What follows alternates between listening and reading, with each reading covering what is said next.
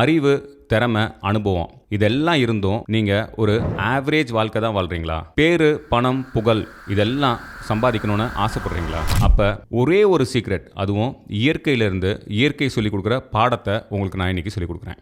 இந்த ஒரு வீடியோ கேட்டு முடிச்சிங்கன்னா நீங்கள் ஆசைப்படுற எல்லாமே உங்களை வந்து அடையும். ஒரு ஆவரேஜ் வாழ்க்கைக்கும் பேரு, பணம், புகழ் இதெல்லாம் இருக்கக்கூடிய ஒரு சூப்பர் ஸ்டாரோட வாழ்க்கைக்கும் உள்ள வித்தியாசம் என்ன அப்படின்னு தெரிஞ்சுக்கணுங்க. அது தெரிஞ்சுக்கிட்டிங்கன்னா ஒருவேளை உங்களுக்கு எல்லா திறமையும் இருந்து நீங்கள் ஒரு ஆவரேஜாக தான் இருக்கிறேன் அப்படின்னு ஒரு ஃபீலிங் இருந்துச்சா, இந்த வீடியோ கேட்டதுக்கப்புறம் நீங்கள் ஆசைப்படுற எல்லாம் உங்களுக்கு கிடச்சிரும். அதுக்கு இயற்கையிலிருந்து உங்களுக்கு ஒரு உதாரணம் சொல்கிறேன். சரி வாங்க காடுகளுக்குள்ளே போகலாம். ஏன்னா இயற்கை எப்பவும் நமக்கு வழிகாட்டியாக இருக்கும். இயற்கை எப்பவும் பொய் சொல்லவே சொல்லாது. இப்போ காடுகளில் 2 விதமான விலங்குகள் இருக்குது. ஒன்று, ஒரு நாள் முழுக்க தன்னோட உணவை தேடக்கூடிய காட்டெருமை போன்ற விலங்கு. காட்டெருமை மட்டும் இல்லை, நிறைய விலங்கு அந்த மாதிரி பண்ணோம். அதில் நம்ம காட்டெருமையை எடுத்துக்குவோம். காட்டெருமை என்ன பண்ணுது, ஒரு நாள் முழுக்க மேய்ச்சலில் இருக்கும். அதுக்கு தேவையான உணவு சாப்பிட்றதுக்கு ஒரு நாள் முழுக்க மேய்ச்சலில் இருக்கும். சுமாராக 8 மணி நேரத்துலேருந்து 10 மணி நேரம் ஒரு காட்டெருமை மேய்ச்சலில் இருக்குது தன்னோட உணவை தேடுறதுக்காக. இன்னொரு விதமான விலங்கு இருக்குது. அது வந்து சிங்கம், புலி. இந்த 2 வேட்டையாடி விலங்குகளும் பார்த்தீங்கன்னு வச்சுக்கோங்களேன், ஒரு நாளைக்கு உணவை தேடுறதுக்கு அவங்க செலவு பண்ணுற நேரம் அப்படிங்கிறது அதிகபட்சமாக 2லேருந்து 4 மணி நேரம் தான். இந்த சிங்கம் இருக்குது பார்த்தீங்களா, சராசரியாக 20 மணி நேரம் ரெஸ்ட்டில், தூக்கத்தில், ஓய்வில் இருக்குது. சில வினாடிகள்லேருந்து ஒரு சில நிமிடங்கள் மட்டும்தான் ஒரு இரையை வேட்டையாடுறதுக்கு அது செலவு செய்யுது. அப்போ அந்த மிச்சம் 2 மணி நேரத்துலேருந்து 4 மணி நேரம் ஆவரேஜாக வேட்டைக்கு செலவு பண்ணுதுன்னு சொல்கிறோம்ல. அப்போ என்ன பண்ணுதுன்னா, ரொம்ப பொறுமையோட, பேஷன்ஸோட, அமைதியாக பதுங்கி வெயிட் பண்ணி அதோட இரையை கவனிக்குது. அப்போ ஃபஸ்ட்டு அதுக்கு பேஷன்ஸ் இருக்குது. அதோட இரையை கண்டுபிடிச்சிருச்சு அப்படின்னா அதை பின்தொடர்ந்து போகுது. அதை பின்தொடர்ந்து போய் அதை கவனித்து அப்படியே பதுங்கி பின்தொடர்ந்து போகுது. அதுக்கப்புறம் அந்த இரையை அட்டாக் பண்ணலான்னு முடிவு பண்ணிருச்சா, அதோட முழு சக்தியும், அந்த 20 மணி நேரம் தூங்கிக்கிட்டே இருந்துச்சு பாருங்கள், அந்த தூக்கத்தில் கிடச்ச சக்தி எல்லாத்தையும் அந்த இரையை வேட்டையாடுறதுக்கு முழுமையாக பயன்படுத்துது. அப்போ இந்த சிங்கம், புலி இது 2 இதே தான் செய்யுது. இதில் புலி அப்படிங்கிறது பார்த்திங்கன்னா ஜென்ரலாக அது வந்து தனியாக தான் அதோட இரையை வேட்டையாடும். கூட்டமாக சேர்ந்து போய் வேட்டையாடாது. ஒருவேளை அது கூட வேறு ஏதாவது இன்னொரு புலி இருக்குது அப்படின்னா என்ன அர்த்தம் அப்படின்னு சொல்கிறாங்கன்னா, அதோட குட்டியாக தான் இருக்கும், வேறு எதுவும் கிடையாது. பொதுவாக புலிகள் வந்து தனியாகவே வேட்டையாடும். அது வந்து ஒரு ப்ரொப்ரைட்டரி கம்பெனி மாதிரி, தானே எல்லாத்தையும் அடிச்சு தூள் கலப்போம். அதே இது சிங்கம்னு வரும்போது, சிங்கம் எப்போவும் ஒரு ப்ரைடாக தான் போய் அட்டாக் பண்ணும். ப்ரைடுனா என்ன மீனிங்னா, ஒரு கூட்டம். சிங்கத்தோட கூட்டத்துக்கு பேர் ப்ரைடு. இன் ஜென்ரல் சிங்கம் ஒரு ப்ரைவேட் லிமிடெட் கம்பெனி மாதிரி, ஒரு ஆர்கனைசேஷன் மாதிரி. அதில் வந்து ஒரு சிஇஓ இருப்பார், ஒரு ஆல்ஃபா மேல் இருக்கும், ஒரு பெரிய டைரக்டர்ஸ் கூட்டம் மாதிரி ஒரு பெரிய செட்டப் இருக்கும். அவங்களுக்குள்ள நல்ல ரிலேஷன்ஷிப் இருக்கும். ஒவ்வொருத்தருக்கும் கிளியராக டிஃபைன் பண்ண ரோல்ஸ் இருக்கும். அவங்க ரோலை கரெக்டாக ப்ளே பண்ணுவாங்க. அதோட இரையை டார்கெட்டை ஃபிக்ஸ் பண்ணாங்கன்னா கரெக்டாக துரத்தி போய் அடித்து காலி பண்ணுவாங்க. இப்போ நான் என்ன சொல்ல வரேன்னு உங்களுக்கு புரிஞ்சிருக்கோன்னு நினைக்கிறேன். ஒரு புலி அப்படிங்கிறது ஒரு ப்ரொப்ரைட்டரி கம்பெனி மாதிரி தனியாகவே வேட்டையாடும். அதுவும் 8 மணி நேரம் 10 மணி நேரம் ஜாப்லாம் பண்ணாது. அது வந்து ஒரு நாளைக்கு 2லேருந்து 4 மணி நேரம் தான் வேட்டையாடுறதுக்கே செலவு பண்ணுது. சிங்கம்ங்கிறது ஒரு பெரிய கூட்டமாக தான் போய் வேட்டையாடுது, ரேராக தான் தனியாக வேட்டையாடுது. அது வந்து ஒரு ப்ரைவேட் லிமிடெட் கம்பெனி மாதிரி. அதுவும் ஒரு நாளைக்கு 2லேருந்து 4 மணி நேரம் தான் செலவு பண்ணுது. ஆனால் அந்த பர்டிகுலர் வேட்டையாடுற டைம் வரும்போது சேகரித்து வச்ச எனர்ஜி மொத்தத்தையும் ஒரு பவர்ஃபுல்லாக கொட்டி அந்த வேட்டையை முடிச்சிச்சுன்னா, இந்த சிங்கமும் புலியும் கிட்டத்தட்ட 2லேருந்து 7 நாள் வரைக்கும் அடுத்து எந்த உணவுமே இல்லாமல் வாழ முடியாதனால.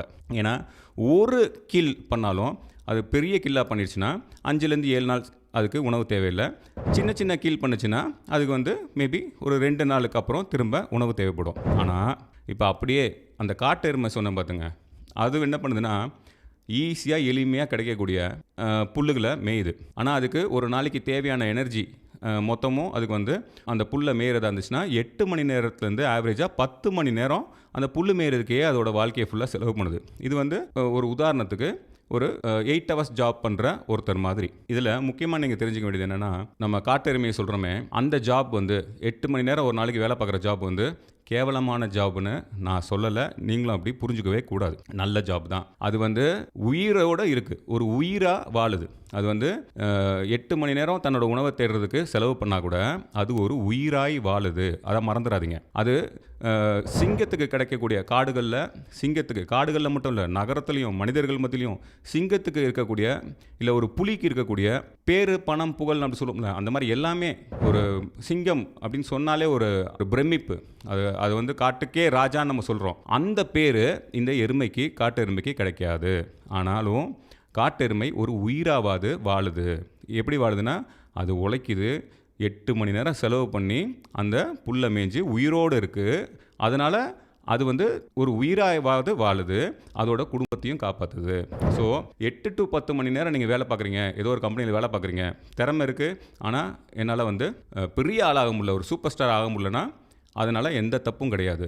ஏன்னா எவ்வளோ சம்பாதிக்கிறீங்க, எவ்வளோ பேர் இருக்குது, புகழ் இருக்குங்கிறத வச்சு ஒரு மனிதரோட ஹாப்பினஸ், சந்தோஷம்னு சொல்லுவோம்ல, அது நிர்ணயிக்கப்படுறது கிடையாது. ஹாப்பினஸ் மட்டும் இல்லை, பீஸ், அமைதி. ஹாப்பினஸை விட ஒரு மனுஷனுக்கு எது முக்கியம்னா பீஸ், அமைதி முக்கியம். ஸோ அது வந்து பணத்தாலேயோ பேராலேயோ புகழாலேயோ நிர்ணயிக்கப்படுற விஷயமே கிடையாது.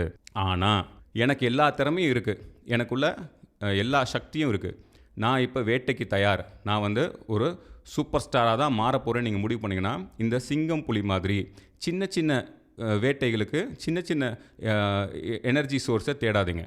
ஒரு பெரிய கோல் செட் பண்ணுங்கள். அந்த மாதிரி பெரிய கோல் செட் பண்ணும்போது உங்களுக்கு இப்போ அந்த சிங்கமும் புலியும் இருக்குல்ல, 10 தடவை ஒரு இயற்கையில் ஒரு இரையை விரட்டுச்சுன்னா அதில் வந்து 1 இல்லை 2 தடவை தான் அந்த இரையை பிடிச்சு அட்டாக் பண்ண முடியும். அதனால் அப்போ ஃபெயிலியர் ரேட்டு ரொம்ப அதிகம் அந்த சிங்கத்துக்கும் புலிக்கும். ஒருவேளை அது வந்து இப்போ ஒரு புலி இருக்குன்னு வச்சுக்கோங்களேன், நான் சொன்ன மாதிரி புலி வந்து தனியாக தான் வேட்டையாடக்கூடிய விலங்கு. அது குட்டி போட்டிருந்தால் மட்டும்தான் 10 தடவை வேட்டையாடுறதுல 3 தடவை சக்ஸஸ் பார்க்குமா, இல்லைன்னா 1 தடவை 2 தடவை தான் அதனால் சக்ஸஸே பார்க்க முடியுது. ஸோ நீங்கள் சிங்கமாகவும் புலியாகவும் மாறணும்னு நினச்சிங்கன்னா அது எளிமையான ஒரு காரியம் கிடையாது. நீங்கள் நிறையா தடவை தோப்பீங்க, அதை மறந்துடக்கூடாது. தோத்துட்டேன்றதுக்காக விரட்டி தொடர்ந்து 7 தடவை தோத்துட்டேங்கிறதுக்காக சிங்கமோ இல்லை ஒரு புலியோ அடுத்து வேட்டையாட போகாமல் இருக்காது, தொடர்ந்து வேட்டையாடும். அது மட்டும் இல்லை, பசியோட 7 நாள்லேருந்து 14 நாள் வரைக்கும் கூட காத்திருக்கும் அதோட அடுத்த இறை வர வரைக்கும். அதே மாதிரி ஒரு தொழில் பண்ணணுன்னா உங்களுக்கு உடனே ப்ராஃபிட்ஸ் கிடைக்காது, உடனே வெற்றி கிடைக்காது, சில பல தோல்விகள் வரும். அதையும் தாண்டி நான் நிலச்சி நிற்பேன்.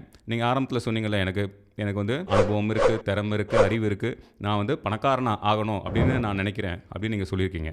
அதனால தானே இந்த வீடியோ பார்க்குறீங்க. அதெல்லாம் இருக்குன்னு நம்புனீங்கன்னா நீங்கள் ஒரு சிங்கமாகவும் புலியாகவும் வேட்டையாடணும் முடிவு பண்ணிட்டீங்கன்னா அதுங்களுக்கு இருக்கக்கூடிய பேஷன்ஸ், ஃபஸ்ட்டு ஸ்டெப்பு பேஷண்ட்டாக காத்திருக்கும். 2வது ஒரு பிளானிங் போடும், க்ளீனாக பிளான் பண்ணும். அப்புறம் அதோட டார்கெட்டை பின்தொடர்ந்து அதோட நடவடிக்கைகளை கவனிக்கும். அதுக்கப்புறம் எல்லாம் கிளியராக வந்ததுக்கப்புறம் ஒருவேளை நீங்கள் ப்ரொப்ரைட்டர்ஷிப் கம்பெனி ஆரம்பிச்சிங்கன்னா அந்த புலி மாதிரி தனியாகவே நீங்களே துரத்தி விரட்டி உங்களோட இலக்கை அடையணும். ஒருவேளை நீங்கள் ப்ரைவேட் லிமிடெட் கம்பெனி மாதிரி நம்ம சிங்கம் மாதிரி இருந்தீங்கன்னா உங்களோட டீமுக்குள்ளே ஒரு நல்ல கோஆர்டினேஷன் இருக்கணும், டீமுக்கு ஒரு தலைவர் இருக்கணும். அந்த தலைவரை மிச்சம் எல்லாரும் ஏற்றுக்கிறவரா அப்படிப்பட்ட ஒரு தலைவராக நீங்கள் தேர்ந்தெடுக்கணும். தலைவர் பேச்சை நீங்கள் கேட்கணும். ஒவ்வொருத்தருக்கும் கொடுக்கப்பட்ட டெசிக்னேஷனை ஒழுங்காக செஞ்சிங்கன்னா நீங்களும் உங்களோட அந்த ப்ரேங்கிற இலக்கை கரெக்டாக அட்டாக் பண்ணி கீல் பண்ணலாம். நீங்களும் அந்த சிங்கம், காட்டுக்கு சிங்கம் மாதிரி நீங்களும் உங்களோட ஊருக்கு ஒரு பேரு புகழ் இருக்கக்கூடிய, பணம் இருக்கக்கூடிய ஒரு சூப்பர் ஸ்டாராக மாற முடியும். ஸோ இதை நீங்கள் நல்லா புரிஞ்சுக்கணும். இது நமக்கு இயற்கை ரொம்ப அழகாக சொல்லிக் கொடுக்குது. என்ன சொல்லிக் கொடுக்குது? கன்க்ளூஷன் சொல்கிறேன், கேட்டுக்கோங்க. நீங்கள் சின்ன சின்ன இரையை தேடிக்கிட்டே போனீங்கன்னா, உங்களுக்கு எனர்ஜி சோர்ஸ் வந்து இன்ஸ்டண்ட்டாக வேணும்னு நினச்சிங்கன்னா, உடனே பணம் வேணும்னு நினச்சிங்கன்னா, அப்போ ஒரு பெரிய டார்கெட்டை அச்சீவ் பண்ண முடியாது. நீங்கள் பெருசாக சாதிக்கணும்னு நினச்சிங்கன்னா மாதம் உங்கள் அக்கௌண்ட்டில் பணம் வந்து சேரும்னு கேரண்டி கிடையாது. அது மட்டும் இல்லை, நீங்கள் ஒரு தொழிலே ஆரம்பித்தா கூட எடுத்ததுமே வெற்றி வந்துருமா அப்படின்னா அதுக்கும் கேரண்டி கிடையாது. நிறைய தோல்விகளுக்கு தயாராக இருக்கணும்.